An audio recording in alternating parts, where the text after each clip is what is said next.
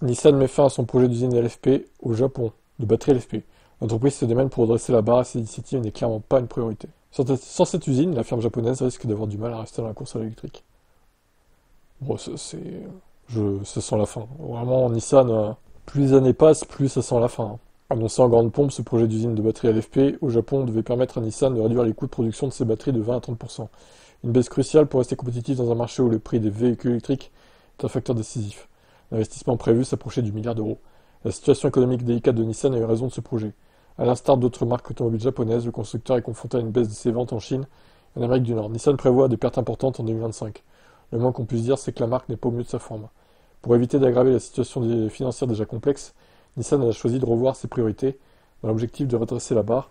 L'entreprise a déclaré qu'elle continuera à travailler sur une stratégie pour fabriquer des batteries de voitures électriques adaptées aux besoins du marché. Ça reste assez vague.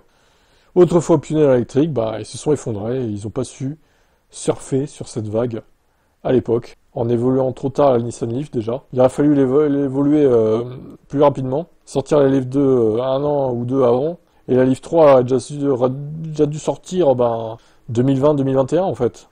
Allez, 2022 maxi, parce qu'il y a eu le Covid. Là, la Leaf 3 devrait déjà être en place depuis longtemps en fait. Là. Ils devraient même réfléchir à la Leaf 4 pour 2028 ou 29.